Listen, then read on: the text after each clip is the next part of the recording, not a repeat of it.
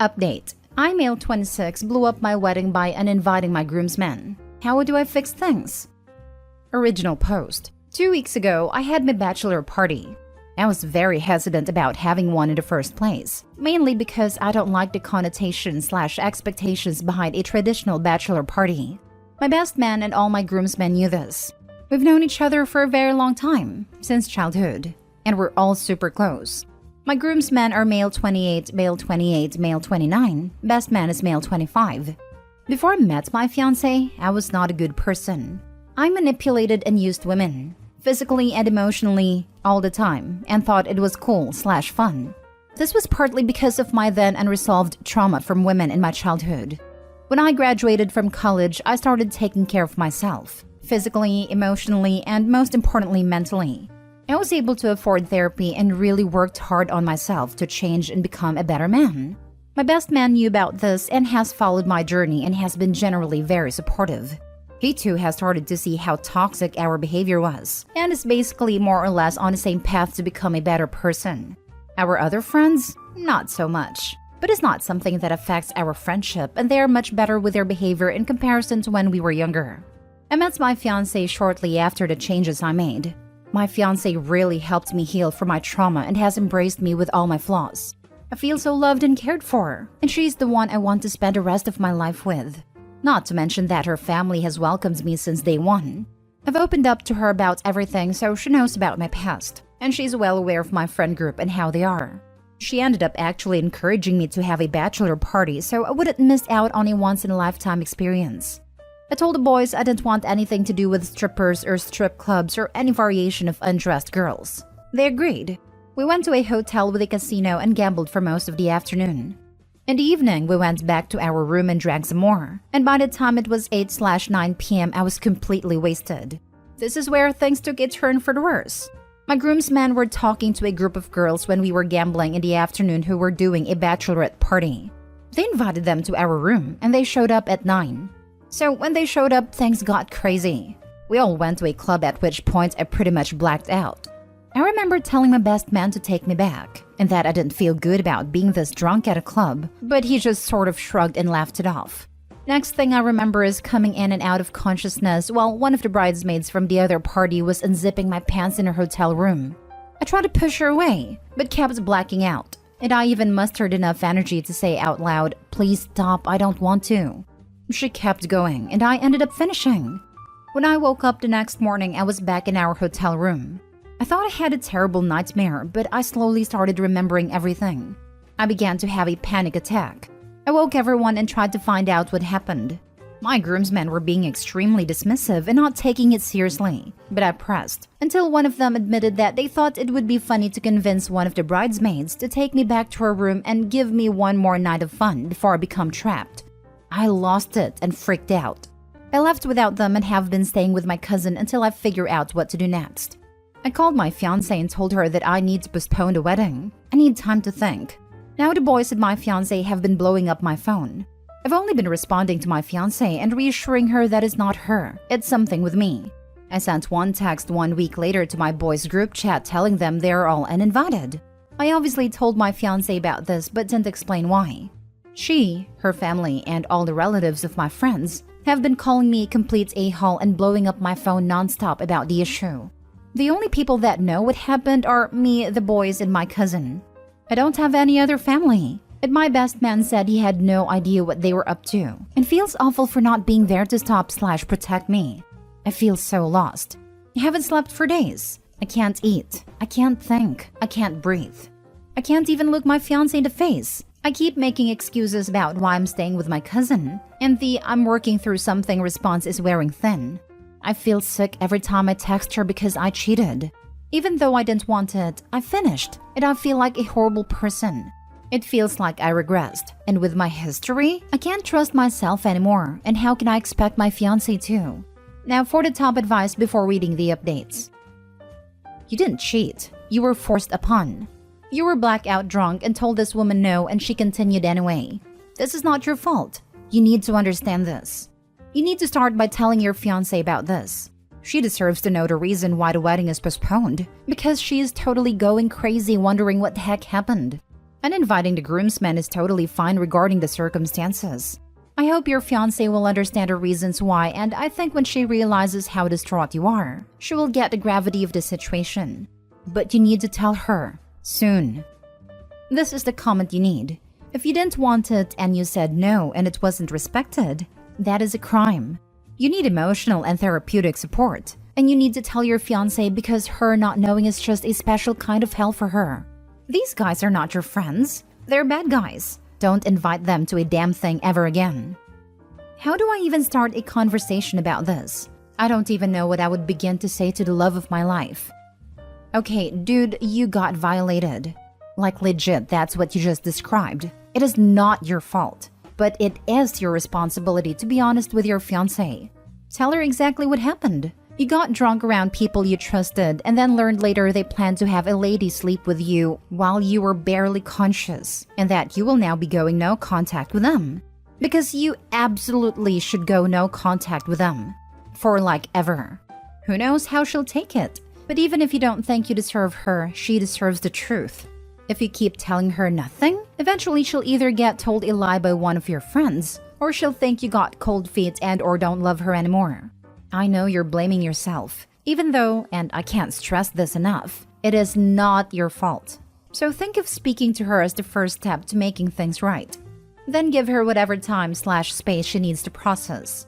Then go to a therapist, or find a support group, and never be around those friends again. That's honestly just as important as speaking to her. She used her mouth, so I don't know if it counts as that. I'm honestly terrified to say something. I'm scared of the backlash I might get for claiming I was touched against my will. I don't know if people will believe me, and I'm really torn and feel helpless.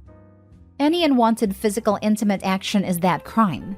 If you know your fiancé and how she deals with your trauma, it should go all right.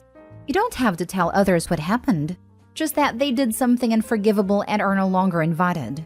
That you want to hear nothing about them and want nothing to do with them. Guys don't normally come forward with something that happened to them. Your fiancé, if she's a good person, which I believe she is given what you told us, then she should believe you and help work on assisting you through this.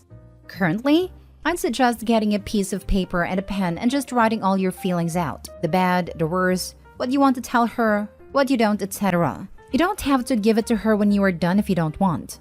But it will help. It will take some of that weight off your shoulders. Now for the first update. So many of you have reached out to me and offered support. I appreciate all of you. I've decided to tell my fiancé everything. I've been convinced from the sheer amount of people telling me it would be the right next move. I don't know much, but I do know that when hundreds of people tell you the same thing, they're probably correct. I texted her to meet tomorrow. I'm taking my cousin with me, and I think I'm going to try to explain and have my cousin / this post as a backup. She seemed sort of relieved / anxious that I agreed to meet. I'm aware that this could destroy everything we have, so I really hope it all works out. Thank you all for pushing me to tell her. I'll try to update as soon as I can. Second update. After reading through all the comments and getting a lot of supportive DMs, I decided to tell my fiancé everything. I took my cousin with me and had a speech prepared on paper. We decided to meet at our home, so my cousin and I drove to her.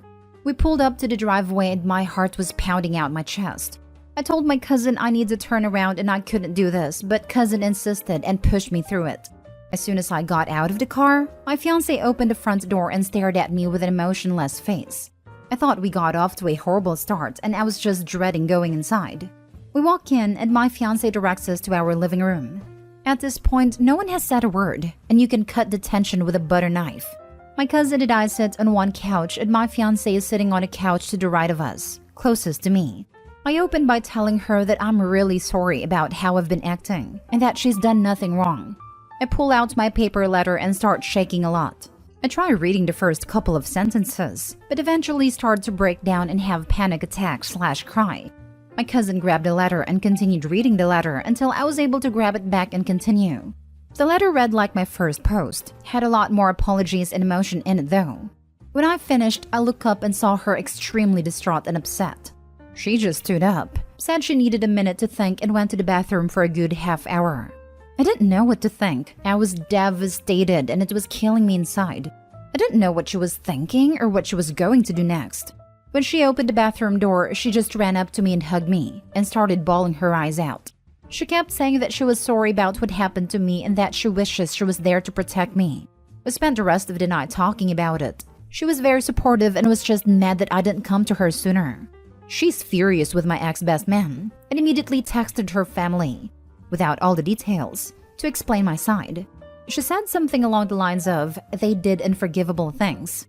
We've decided to postpone the wedding while we both figure out how to work through this. My fiancé has already helped me connect with mental health resources that deal with these ordeals. I've already been to 2 sessions this week. She's been extremely supportive and comforting. We're looking into next steps with the police to report the crime, though I don't have much evidence.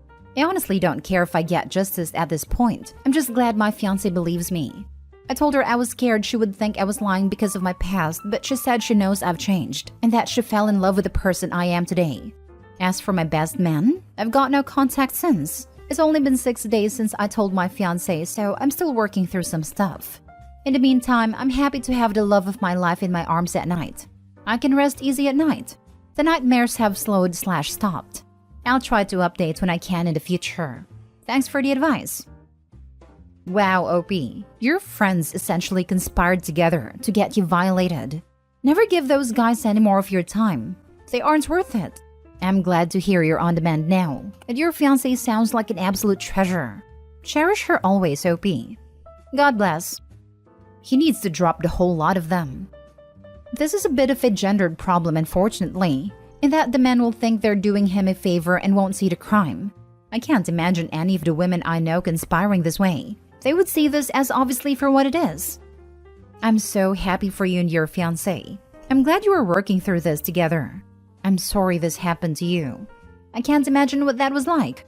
I'm really happy that you gave an update to this story. I know it's not over yet, and you may have a long road to recovery, but I'm glad to hear that she is everything you needed from her. Really relieved this didn't turn out worse than it needed to be, even though it's so terrible what happened to you. I'm so sorry. I know this sounds manipulative, but under the circumstances, I think it's necessary. You need to text your friends and set them up to admit in print what they told you about telling her to come in. Don't do a big long text confronting them. Act like it's not as big of a deal as it is. Say, I told you I didn't want to do that. I asked to go back to the hotel because I was blacked out.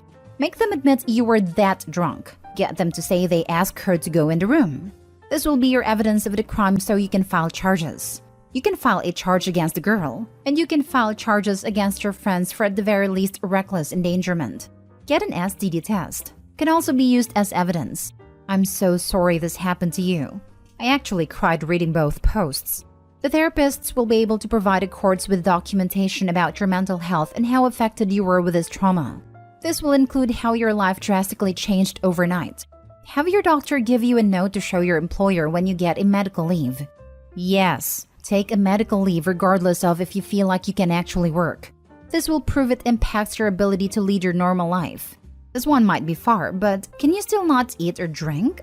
Go to the emergency room for dehydration. You'll have even more medical records to prove the follow-up effects. I would say with this type of evidence, you will have a stronger case and chance of winning with a reckless endangerment. Don't admit to anyone ever these steps are intentional except your fiancé. Hire a lawyer to at the very least see what your options are. I'm not a lawyer, but my brother is a victim of domestic violence.